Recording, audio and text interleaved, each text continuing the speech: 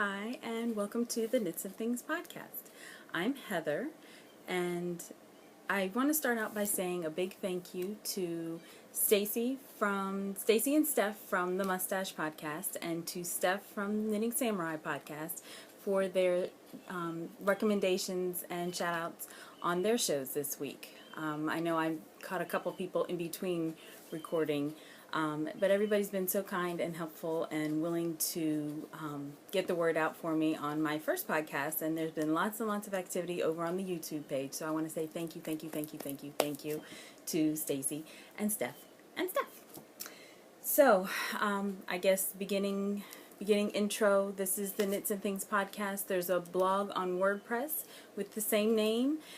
The videos right now are housed on YouTube. On YouTube, I'm Heather V, so that's the channel there. But on Ravelry and on Instagram, I'm Heather219 if you'd like to follow me there. So let's get right into everything. And so with all seriousness, I do want to say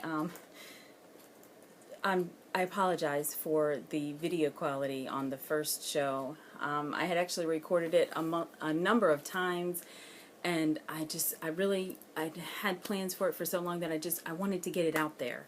So I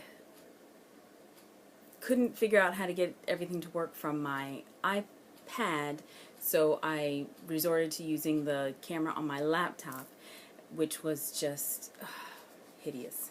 So I will never ever do that again. The software clearly is not up to par there, but I think that I've gotten everything worked out. Like I always say, I'm not the most technically savvy person, so I don't even know if I should really be doing a podcast, but I always say there's got to be an app for that. So I searched around a bit, and I think I found the app that's going to help me do everything. I know how to add text. I know that I know how to do intros in and out, and I possibly can even add music, but don't hold me to that because that hasn't worked out yet on my little trial run. So hopefully the app has taken care of all of my shortcomings and everything will be beautiful this week. Okay, so getting into everything, thing one. Let's start with the big guy. This is the Water's Edge cardigan by Hannah Fettig. Oh, and I'm on to the second part, so it's folded back now. So this is from the Coastal Knits book. There's a picture of the sweater. And here's my progress. So I'm knitting this out of Mad Tosh DK. In the Well Water colorway. There's the shot of the back. You can see how it's going. I am alternating skeins, so I have two skeins coming out at the same time. And I'm actually almost finished with the first ball, or first two balls. So every time I get back to where I'm going to knit, I pick up the next strand and knit with that, so that the colors alternate and there's not too much pulling. I think this way does create a little bit of striping almost, and I know in a couple places the balls were kind of doing the same thing, so it was getting a little bit of pooling. I don't even remember where I did it though, but I felt like, I think it was probably right around here, that they were kind of going along together, and so I actually did use one yarn for I think 4 rows at a time, but it all worked out. So this week I did put on the pleat, which was a little confusing. I think I might have done it on the wrong side of the yarn. I think I did on the purl row, which meant that I then had to come across, and since I was using the two skeins, it didn't really make too much of a difference. I could kind of flub my way out of it. But the pleat was really hard to do. What I ended up having to do was I took a darning needle and I went across from the outside with a strand of another color of yarn, so that when I was looking at it, because I did it from the purl side, so that when I was looking at it I could see where the other strand of yarn was, and I always picked up the stitch that was sitting just above the yarn, because from the purl side it's not always easy for me to see. You can, I mean, I guess it looks even now, but when you pull, like if I were to pull up that purl stitch, this purl stitch would no longer be in that same place. It really pulls it out of whack, and I was getting off on where I needed to pick up the stitch. So I noticed when I first started the pleat that I was about 20 stitches in, I guess, and it looked like it was at different points. So I undid it and redid it by putting in the little mini lifeline, I guess. So now I've done the pleat, and I'm working on the bazillion stitches that are after that. And it's really cramped. I have just a 24-inch Hiya needle, and it's really cramped on there. The knit row isn't too bad, but when I come back on the purl row, my fingers fall asleep. So I actually have a little bit of a knitting injury. So I really have to go slow sometimes, and the size 7s are a little bit bigger needle for me, and so I think I'm going to have to probably break down and go and buy a longer size 7 so that it's easier. I'll probably just buy a 40-inch so I can do whatever I want to with that one. But it's kind of cramped. I guess I really could just go upstairs and get another 7 and put half of the stitches on one and half on another. That would be the economical and sensible thing to do, right? We'll see what actually happens. Okay, so that's the water's edge. I'm knitting it on a size 7. I told you it's Malintosh DK. That's it. The other thing that I'm working on that you've seen before was just the cast on to my folded, and I spent all that time at camp with my son. And the camp with when I go with my son, it's called family camp, but there's not as much stuff for the parents to do. Parents kind of get to sit around and relax a little bit. So I actually got a pretty good ways on my folded. So here it is. I guess it doesn't matter which way I show it to you because it's just the knitting. So there's folded, and I'm knitting this out of the Miss Babs Tart in the Vlad's colorway. There's where my decreases are going. So I'm at the point where I get to decrease. I actually did the whole, just the straight section before you need to start any decreases while I was at camp. I got through all of that, kind of just sitting and knitting. It was actually pretty funny because anytime we were just sitting and knitting, I pulled out my knitting and I was knitting on it. The only time I didn't was when like the counselors were talking to us about their experiences growing up with diabetes and things like that. But like when the parents were just sitting around at nighttime, I was knitting. When we were sitting around waiting for meals, I was knitting. When all the ladies were sitting around together waiting to go somewhere, I was knitting. And on the last day when we were packing everything up, because the parents, I guess, are a little bit more together and tidier than the kids. So on the last day we have breakfast, then we go and pack our things up, then we go back for an award ceremony. So what happened was the parents had breakfast, went back, grabbed their stuff, and took it to the car real quick so that after the award ceremony, all we had to do was grab our kids' stuff. So we come back into the dining hall where they're going to have the award ceremony. The one dad says to me, "Do you drive a Blue Beetle?" And I said, "Yeah." He says, "I knew that was yours because of that bumper sticker." So I have a bumper sticker that says, "I knit so that no one has to die," and it's like right dead center in the mirror of in the window of the back of my car. And he's like, "I knew that was your car," just because of the bumper sticker. So this is what they saw me knitting on all the time, and he said it made sense that that was my car since that's all I did was knit the whole time. So I actually did a little more than that, and I'll tell you about that when we get to the Gerald McBoing Boing section. So I think it's going well. I like the folded hem. It looks really nice. The colors, the colorway is really, really great. It's got just a slight touch of variegation. You can see a little bit deeper red and a little bit lighter red every once in a while. But I don't know if Vlad's means brick somewhere, but it's a really nice brick red. I like it.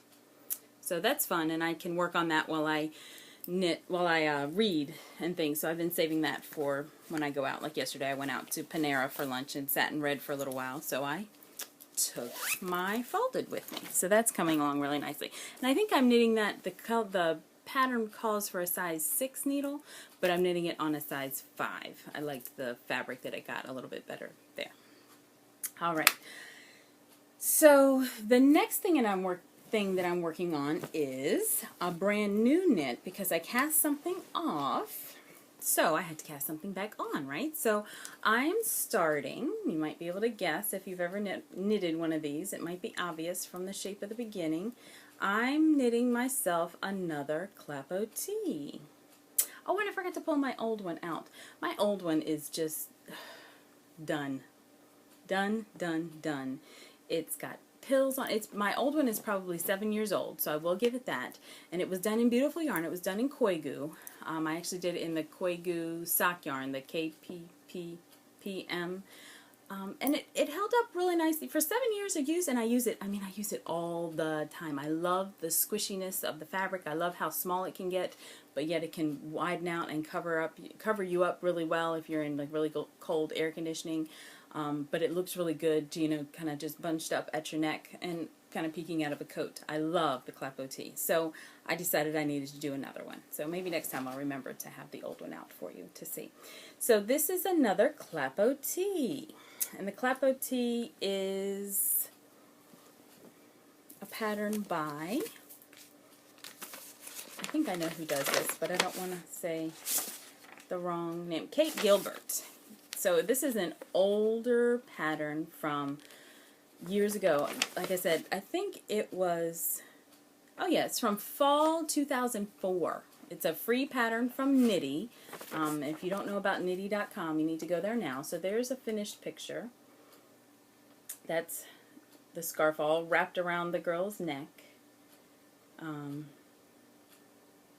this Clapo tee will be more like that size. My Clapo tee in the Koigu sock yarn was not that big. It was a little thinner, you know, a little less substantial, but still a really nice scarf. So this scarf will probably be a little bit more like the picture, because the materials done for that one are the Lorna's Laces Lion and Lamb. The gauge is supposed to be 19 stitches and 25 rows to 4 inches of stockinette. And the Koigu KPPM does not do that. This yarn, however, is, I'm trying to find, there's one with a ball. No, there's not one with a ball. The band, yes, there is. This yarn was given to me by my sister. I believe it's a Russian yarn. It might be German. Don't quote me exactly. But there's a website if you want to go there, www.naco.com/tr. Yes, /tr. So my sister lived in, my brother-in-law had embassy duty for a couple years, and they lived in Minsk, which used to be part of Russia. So I think this is German yarn. The colorway name, I think, is Fantasy Douze. Fantasy Douze. There's the colorway name, I think. But it's definitely NACO Boutique. And I looked this up when I started the project and put it in Ravelry. It was in there. This yarn was in there exactly. And it's a really nice squishy yarn. I love the colors. I'm a big fan of the brown and blue combo. But this yarn is 65% cashmere, 35% bamboo. So it's very soft and it's very squishy. It's kind of a more plump yarn. It doesn't just relax down at all. It's really nice. I really like it, and I think it's going to do well in this pattern. It's very stripy right now, but as you can see, as you go up, the stripes are getting thinner. So by the time I get all of the increases done, I think the stripes are going to be a little bit thinner. And I'm trying to figure out the color progression. It looks like it goes from tan to white to blue to tan to blue to tan, and then I'm getting white again. And this is all in the same ball. I haven't switched balls yet. It's still coming from the original one. So the repeat is kind of interesting. Very interesting indeed. So it'll be neat to see, but I think it's going to be very nice and soft to have around my neck this winter. So that's the last of what's on the needles. This is another size 7. This is actually the size 7 that I started this top with, that the yarn was just slipping off so much. And this is just a cheapie Susan Bates from the craft store. Shh, I'm not that picky. This one actually has pretty smooth joins on it. There is a spot where it gets thin down towards the join, but then where it actually attaches to the needles is very nice and smooth. So, and I'm not that picky about needles.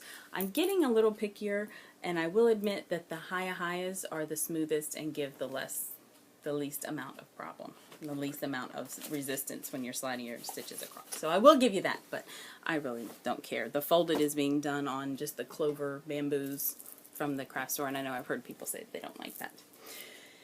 So the next section in thing one is, and I can't believe I didn't notice this and didn't make this connection when I was making up my notes and my plans for all of this, but I'm going to have a Fox in Socks segment each time because I'm always knitting on a. Oh, and Fox in Socks clearly will be all about sock knitting. So I finished one skew sock. There it is in all its glory. I really, really like it. It's really, really doing a good job. It's such a nice smooth yarn. It's a fairly firm fabric. I think it did so well. I really, really like it. The heel was so interesting. Actually, each part of the sock is really, really interesting. It's just different enough from what the standard sock does that it really kept my interest and it went along like hotcakes. So it was really, really nice. I really liked knitting it. So this is more of what the sock looks like when it's on. Well, not that clearly, but that's more the side of the sock. But with the seam going down the side like that, it doesn't really lay flat. But it's really an interesting construction. So when I finished with this sock, and this is the left sock. I should put it on my left hand. This is the left sock.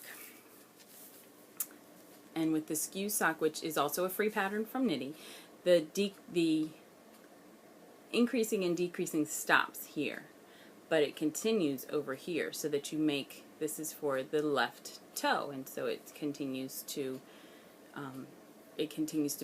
have shaping on this side, but not on this side.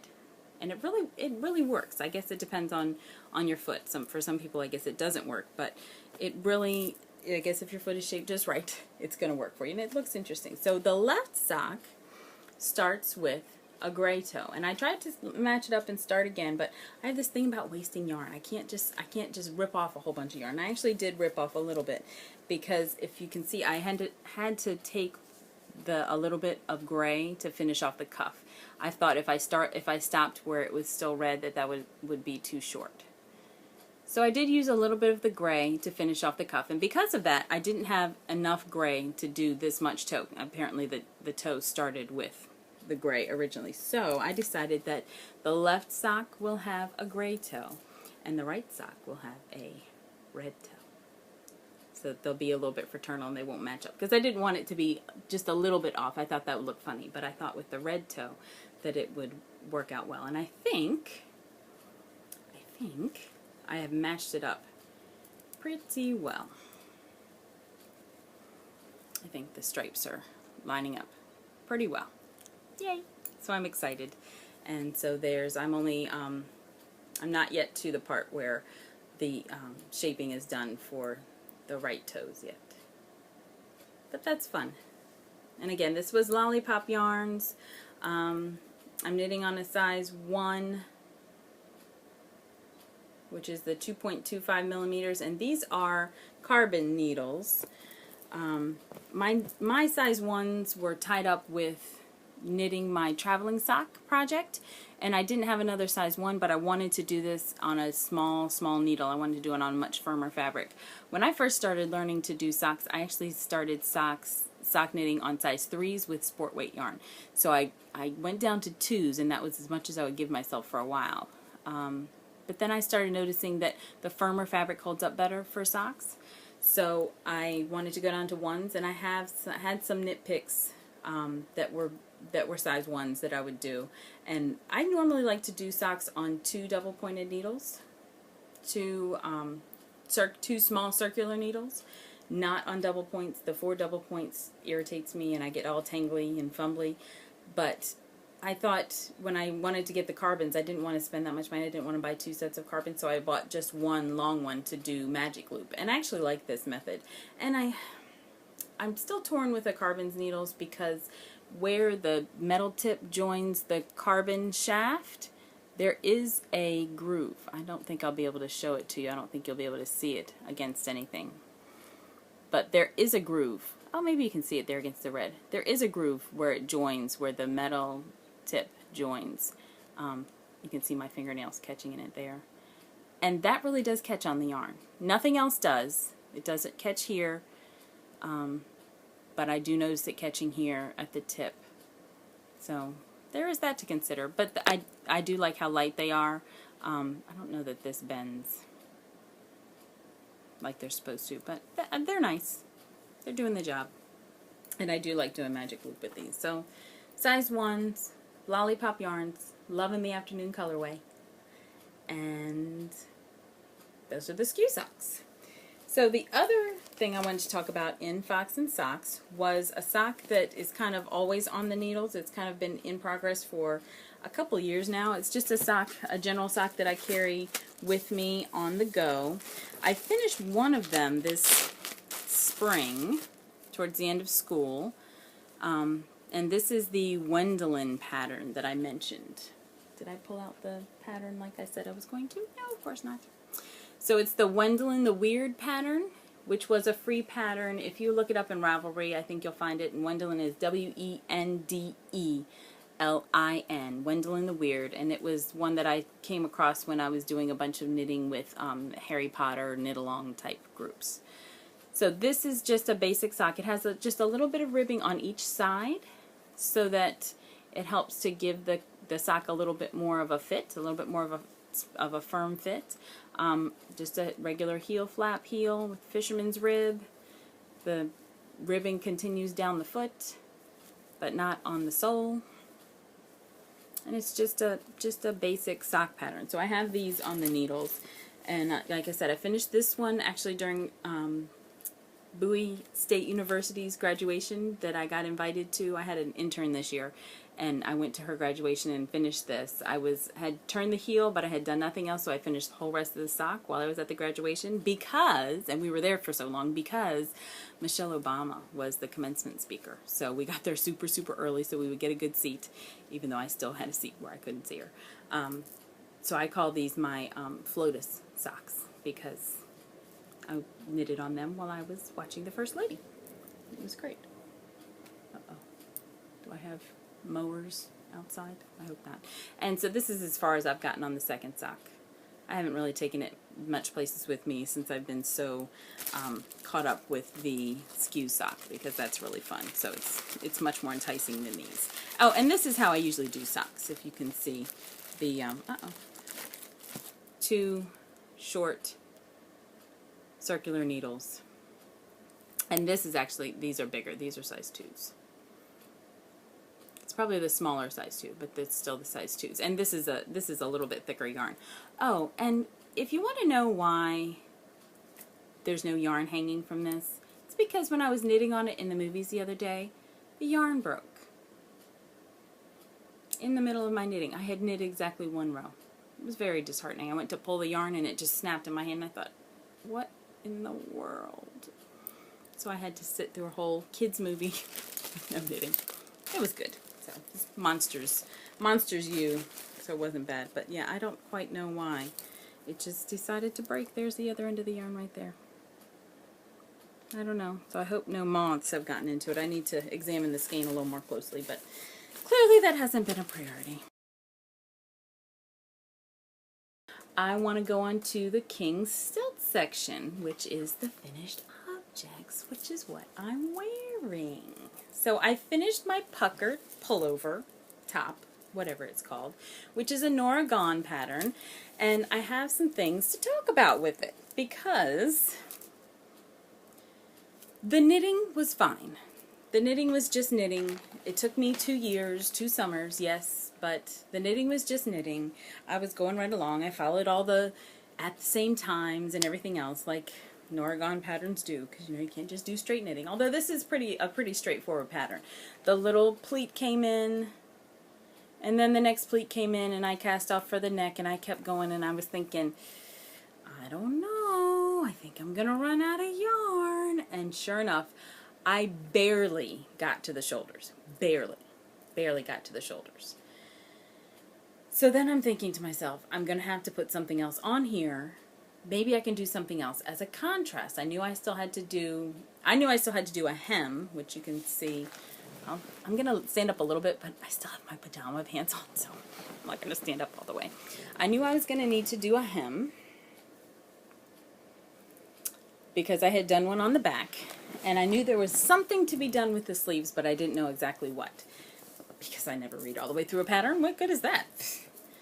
So I got to thinking of what yarns I could use, and I had a couple yarns. I actually had this yarn in mind, which I will talk about in a little while if there's still time. I actually had this yarn in mind. This is a Collage Yarns. It's called Delicious, and this is a soy yarn. But when I held this up, this is more of a teal, and the blue that's in here is more of like a navy. And I'm not all that big for different blues going together. Different greens, yes. Different reds, sometimes. Different blues, no. So this did not work, but the orange color that was up here, if you can see, there is a little bit of like an orange or a rust going through there. So I decided on the orange. Now the orange is also a collage yarn, but it's called Cornucopia, and it's made out of corn fibers. And when I bought it at Stitches East years ago. I think I might have bought it at the Stitches East that was in Atlantic City. That's how long ago I bought it. So maybe it's that it was sitting in my stash for a while. Maybe it's just that the yarn is no good at all, but this yarn broke so many times, I almost had a heart attack. I had already done the hem on the body, on the bottom of the front, and I had already picked up and started a couple rows of the neckline when it started breaking. And I would notice that there were points where there were just little points where the little ribbon, because it's more of a ribbon yarn, but I noticed there were little points where the ribbon had just come undone, and it was only on there by like half of a strand. And those, sure enough, were the points where you would just barely pull on it, and it would just snap. So I got to thinking, oh my gosh, I hope this is going to work. So I went ahead and finished it. I had several extra ends that I had to tie in because of that, but I'm really wondering if I'm not going to end up doing this neckline, the edging again, at some other time. I did not block. I didn't block this sweater at all yet because it's such a draping material, and it hadn't really been any places that were too stinky dirty when I was knitting on it. So I did not block it yet, and I'm wondering what's going to happen when I do, when I wash it and block it.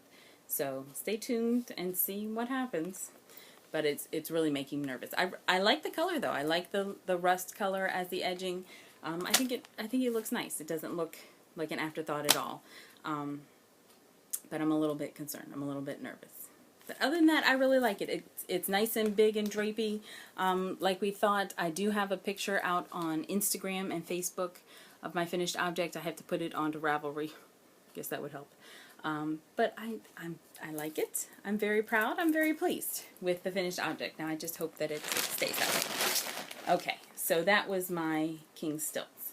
And as a reminder, I did say it was the pucker cardigan. It was knit out of the Plymouth Yarns Grass yarn in the Hemp Blues colorway. I did knit it on size 7 needles. The edgings were all done on size 6 needles. And it's a Noragon pattern. Alright, so, the things you can think. The things that I'm planning on knitting. So, let's go back to this yarn. This yarn is Collage Yarns Delicious. It's a soy yarn. It says 100% soybean, 121 yards per skein. I have 6 or 7 skeins, and I have this actually sitting in a bag waiting for a provisional cast on because I wanted to do the OG lace skirt.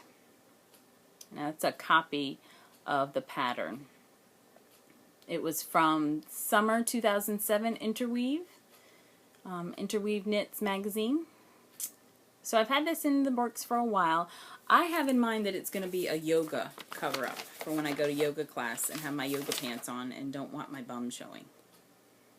So, and I have more than enough. I know the required yarn here says Rowan Bamboo Tape, 82 yards, and it asks for only 6 skeins at the most. So 6 skeins of something that's 82 yards will definitely work if I have 6 skeins of something that's 121 yards. So I definitely have enough. I don't know why I didn't do it. Maybe I was not in the mood for lace. I'm not quite sure, but this is on my list of things to knit next. I don't know what will get knit, what will get finished first. Maybe once I'm done with the skew socks, that might be. a possible for the next thing to knit. I also caked up a couple skeins of yarn. I'm in the mood for scarves, cowls for some reason. This is one that I wound up. I was just in a winding mood. I had some yarn that I needed to wind for my mom, so I wound up a couple of mine. I got this yarn in a swap, and this is, I think this colorway is just beautiful. I'm not normally a pink person, but this is it's brown and rose and pink together. I hope it's coming through that way. And I just think it's really, really pretty. And it's a nice springy yarn as well. This is fly dyed Monarch, which is supposed to be a sock yarn, but it was in a humongous skein. It was supposed to be a 4.5 ounce skein, which would be 370 yards, but I'm assuming this is an indie dyer. And so this was a 7.5 ounce skein. So it says there's approximately 570 yards. So I'm thinking with this, hitchhiker. So I wanted to do a hitchhiker for a while. Either a hitchhiker or wingspan, I'm not sure. Wingspan, if I do it in wingspan, I think it's going to give me good training for the Dreambird shawl that I want to do as well. So I'm not sure. This will be one of those shawls this fall, either the wingspan or the hitchhiker. But I'm thinking hitchhiker. I don't know. We shall see. If you have an opinion, make a comment. Then the next thing that I have, and I'm going to show you a couple different things here. I would like to do the Denver cowl. And the Denver cowl is a pattern by Veronica Parsons. I think it's a free pattern. I think it was free. I'm not 100% positive, but I think it was free, and I think it was designed purposely to use up a skein of Miss Babs' Yowza What a Skein in the variegated colorway. So I was gifted by my sister. My sister gives me a lot of yarn. My sister owed me yarn from a pool that we were in together for Survivor a couple of years ago. We were in the same group. I won. She owed me yarn. So we went to our local yarn shop, which the closest one to us is Fiber Space in Alexandria, Virginia. And they had Miss Babs and the Marigold colorway. And there it is, knitted up into a side-to-side cardigan. I think it's called the Simple Short Row Cardi. Simple Short Row Cardi. Yes. I knitted that up this summer along with a skein of Biker Chick that I had in my stash. And this is the finished object. So with the Simple Short Row Cardi, you just go side to side from cast on all the way around. You stop and bind off for the body and just keep knitting the sleeve all the way around. When you're done with as much as you need for your sleeve, you do the back. This is a free pattern too, so that's why I'm telling you all this. You go across the back until it's time to do another arm, and when I got to the point where it was time to do another arm, I started my Biker Chick colorway and knit this arm and the front in Biker Chick. I love this sweater. It's very, very nice, and I love the Biker Chick colorway. Anyway, this skein of Biker Chick I bought one day when I was just at Fiber Space. Oh, I think they were having a Miss Babs trunk show, and I saw the Biker Chick colorway, and I thought, oh, that would go so perfectly with the Marigold, and it does, right? So then I thought, oh, I could, and I also want a big cowl in, like, along the lines of the Gaptastic cowl, and I think the Denver cowl does a good job of that. So for some reason I got in my mind that I wanted the Denver cowl or the Gaptastic cowl to be out of Biker Chick as well. So I ordered it. This one is much, much lighter, don't you think? There's a lot more gray and white to this skein, which is why I love Miss Babs. It's still the same colorway. It's still got the same colors, the same dyes were used, but this one is so very different than the first one. These two almost don't look like, well, I guess wound up they do. But in the skeins, they didn't really look like they were together. So this is going to be a Denver cowl. So we'll have plenty of nice, warm, beautiful neck Even gotten to thing 2 yet. So thing 2 is spinning. It's Tour de Fleece time, and I have been spinning a little bit each day that I'm able. Ooh, and I just got grease on my table here. I've been spinning a little bit each day, which was my goal this year. There's nothing else major. Just spinning a little bit each day.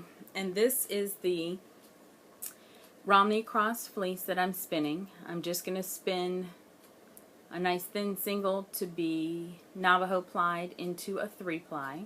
Well, I guess into a chain ply. It's not a true 3-ply, right? Because it's been wrapped on itself. But that's the plan for this. I'm almost finished. Just have this much more of the bobbin to do. So I'm almost finished with that. With just the first one. And I guess I think I've done about half of one roll. This again was the roving rolls that Singleton Fiber Mill did for me. And so I've gotten, no, maybe it's not half of it. But that speaks well for how much I'll get in the end. I might even be able to do a couple projects with this, which you would think I should, because one sweater should not weigh 2 pounds, right? One sweater definitely should not weigh 2.11 pounds, which is what I had to spin. What I had that was turned into roving. So that's the progress there.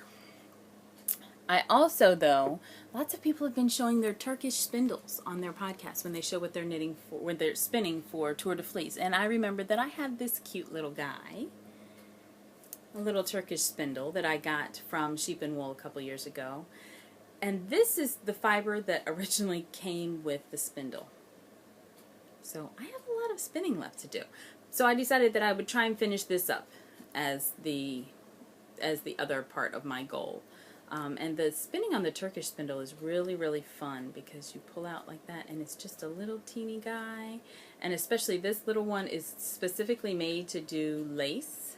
It's made to spin very fine because it's a very light spindle. So when you spin there, the twist travels up and you get just little thin bits out. And you're really able to spin very fine, which is sometimes a little bit tricky for me. And then you wind it off. You have to wrap it a certain way, and I always forget. Over 2, under 1? Over 2, under 1? I think that's what it is. Over 2, under 1. So that when you wrap it up, the way you wrap it up makes a center pull ball. So when you take out, if you can see, oh, and there's all the markings from underneath. So this is not even a 1/2 ounce size spindle. Not even 1/2 ounce, so it's very light. So this center shaft can be pushed down and pull out so that the arms will then come out, and you will get a little center pull ball that you can then very easily ply whatever you've spun. And so I do have another one of these. I'm about halfway through this fiber. This is the last little puff. I divided it into 2 little puffs, and this is silk. I divided it into 2 little puffs. So there's already one of these puffs out there somewhere. I think it's on my desk, waiting to be plied. So that's the other goal that I've set myself recently to finish for Tour de Fleece. Is that so I'll finish spinning on my Turkish spindle, and I'll finish spinning as much as I can of this. This project will definitely take me longer than the tour to finish, because I know I won't finish spinning enough for a whole sweater by the time the tour is done. My son and I went to a local camp. It's local to us. It's still in Maryland. We live in Maryland, and it's about an hour and a half away, maybe an hour and 15 minutes away.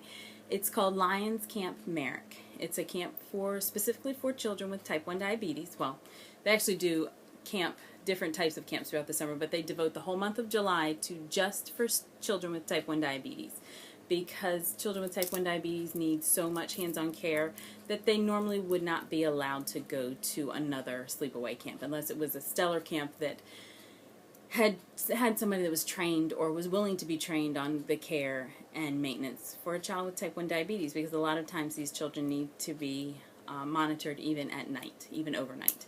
And so this camp is specifically designed to do that. A lot of the camp counselors themselves have type 1 diabetes, or have someone in their family with type 1 diabetes, or went through intensive training to care for these children. And so they get the care they need, and they get to go to sleepaway camp and have a good time with other kids that are just like them, which is amazing, because a lot of times children with type 1 diabetes don't have anybody else in their life that is like them. They're the only ones that have to check their blood sugar before they eat. They're the only ones that have a chance of going low in the middle of just playing around and being a kid. And the only ones that have a concern and have to worry about their blood sugar going high and have to monitor what they eat and be careful of what they eat, even though they're a kid and just want to have fun. So, we love this camp. My son loves it even more than I do. And I do love it. I have issues every time I go there. So last Wednesday we went down to the family camp.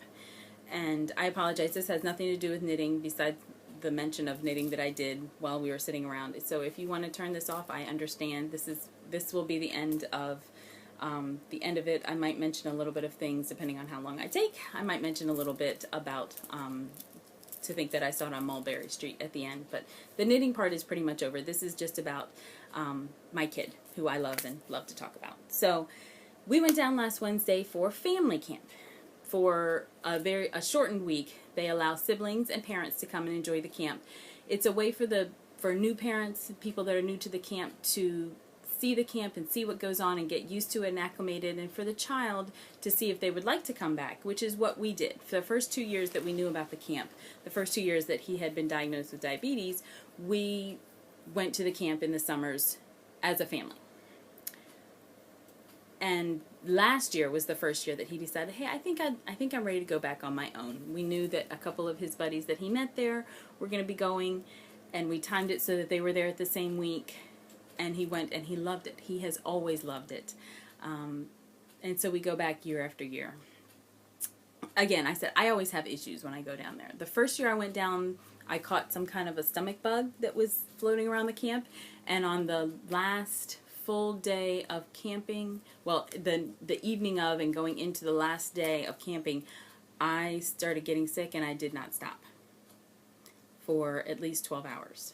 And I was in the infirmary by myself for the rest of that day. And it was just he and I. So I couldn't even drive back and remove myself from the situation to stop anything from catching on to anybody else. It was just horrible. And so I tried not to go back the next year, but my son insisted, so I went back the next year, and a little girl got bitten by a snake. I'm terrified of snakes, so I did not sleep from the time that she got bitten on, which again was the last night. But I drove home extremely tired, and like I said, it's an hour and a half away. So when I was driving home, I was, fighting sleep. So I begged off for last year, and I got to not go last year, even though my son went on his own for his week, which was just campers.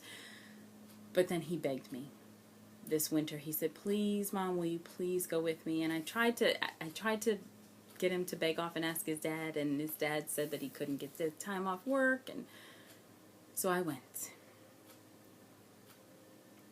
And this year, I had the pleasure of being a human mosquito factory.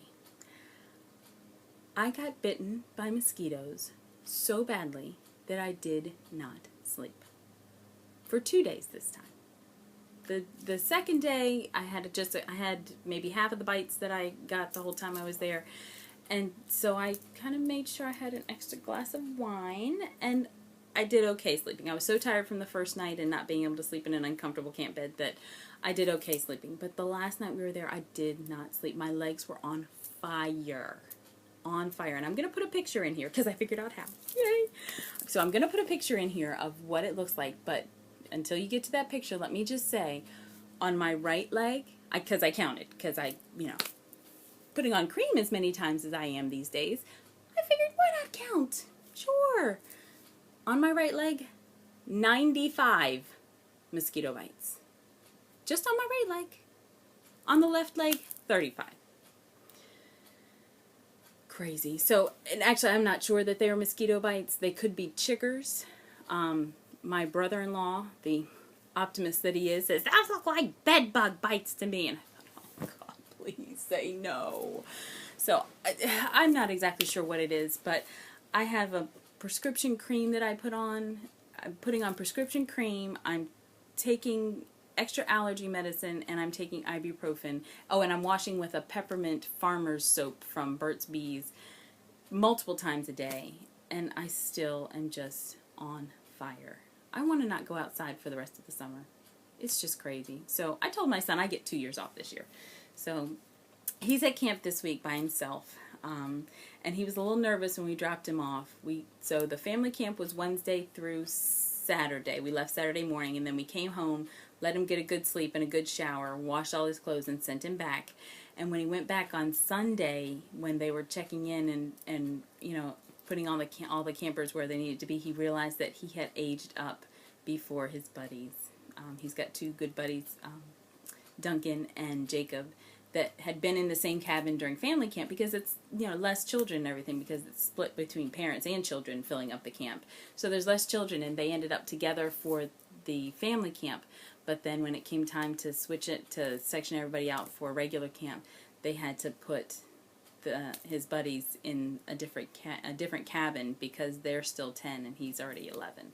So he was a little nervous about staying. He said, and he didn't want my mother and I. He invited his grandmother down to see the camp, because she had never seen it before. And he didn't want her to leave, or he didn't want us to leave. He's like, I really don't want you to leave yet. So we hung around and stayed around with him. But like I said, I had been bitten to the max by then, and I said, you know, hon, you know what, hon? You're not going to get used to your buddies. You're not going to get comfortable with your buddies while your mother and grandmother are still hanging around. So we're going to take you to your cabin. We're going to see who's in there, and we're going to let you get used to your buddies, and so that we can hit the road. Because we had been there for about an hour past the time that we actually signed him in and got him officially checked into the camp. And when we left, he kind of said, okay, I'm ready. I'm ready. And he walked us to the door, and he watched, and I looked back at him a couple times, and about the 3rd time I looked back, the door had closed, and he was in there with his buddies doing camper stuff. So we'll see. I made sure that he has mail coming every day. I sent another email last night. I'll probably send another one today, but I had already handwritten a bunch of things and given them to his counselors to be kind of rationed out for each day. So I hope he's having a good time. Last year when we took him there for his very first time, and I showed up on the last day to get him, he kind of said, "Hey, Mom," turned around and kept playing with his buddies. So I have faith that everything's going well and he's doing just fine. So that's my Gerald McBoing Boing for this week, is camp. Yay for camp. I always wanted to go to camp and never got to go. I think that's why I'm so excited that he likes it so much. So my last thing I'll talk about just for 2 minutes is events. And for local events, I'm going to call this segment, and to think that I saw it on Mulberry Street, because that's my neighborhood, is my local yarn shop. Now, I live in Upper Marlboro, Maryland now. I used to live in Catonsville, Maryland, and Catonsville is where there's a great little local yarn shop called Clover Hill Yarn Shop. When I lived in Clover Hill, it was owned by one person. Just after I moved, I guess a year or 2 after I moved, another person bought it, who was I call her my friend, Jolene. And she did a great job, and I thought she was having a grand time. And then I heard that Clover Hill was moving. They were going to move into the space right beside them and have a new outlook on life. And apparently that new outlook also included a new owner. So it sounds like, from what I've heard, that it was a decision that she made for the good of her and her family, and she has full intentions of continuing on with more crafty, fibery goodness, because she's a brilliant knitter and designer and dyer. So she has now sold it to a couple of the ladies, I want to call them girls because they're much younger than me, that worked there, and so it's under new ownership. So if you know about Clover Hill Yarn Shop, you're local to the area, you might want to go check them out and see what's going on with the new site, the new location. I know I have a spinning group that I meet with that will be meeting this Friday, and I plan on going there. So there's my Mulberry Street update for this week. Clover Hill has moved. Spinning is Friday if you're in the spinning group, and I'm going to go and check it out, see what's going on in Clover Hill, see what's going on in Catonsville this week. And I think that's all for this week. I've made it to about 20 minutes, longer than I wanted to. I want to try and keep it about 30, 35 or 40 minutes, so maybe I should aim for 45 and possibly hit that mark. So if you've stuck in there this long, thank you for watching. I will see you in another week or 2. Thanks for watching.